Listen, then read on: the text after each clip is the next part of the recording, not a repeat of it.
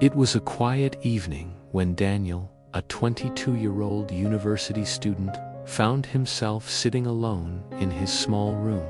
The world outside was moving forward. Friends were posting achievements on social media. Others were traveling, and many were celebrating milestones. But Daniel, he was stuck in the same place, feeling like he had lost his way. His desk was cluttered with books, unfinished assignments, and sketches of ideas he once believed in.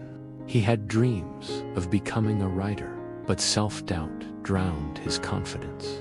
"Maybe I'm not good enough," he whispered to himself. Days turned into weeks, and Daniel's lack of progress felt heavier each day. He scrolled through his phone, comparing himself to classmates who seemed far ahead. One had landed a big internship.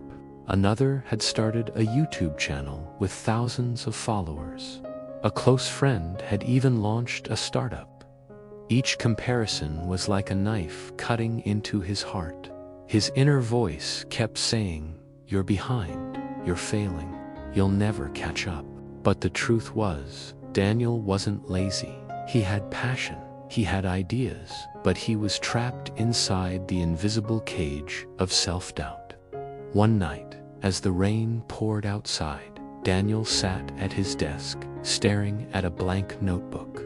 He could hear the echo of his father's words, "Son, no one wins if they give up halfway. Success doesn't come to the fastest, but to the one who refuses to quit." Still, Daniel felt too weak to believe. That night, something shifted. As he closed his eyes, he imagined his younger self, the 12-year-old boy who loved to write short stories for fun, who stayed up late scribbling ideas on scraps of paper, who dreamed of publishing a book one day. That boy wasn't worried about comparisons, likes, or achievements. He only cared about the joy of creating. Daniel opened his eyes. Slowly, he picked up his pen and began writing in the notebook. At first, the words were messy, unsure, and shaky. But as the minutes passed, sentences began to flow, paragraphs started forming, and his heart began to beat faster. It wasn't perfect, but it was his. For the first time in months, Daniel felt a spark. He realized that progress isn't about racing against others. It's about showing up, even when you feel lost. The next morning, Daniel woke up with a strange sense of energy. He created a small routine for himself. Wake up early. Write at least one page every day. Stop comparing his journey with others. Celebrate small wins. At first, it felt almost silly. But as days turned into weeks, his notebook filled with pages. His confidence started to return. Slowly, his sadness turned into determination.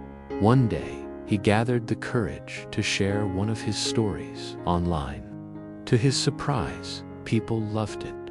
A few comments read, "This touched my heart, and I really needed this today." Those small words of encouragement were enough to ignite a fire within him.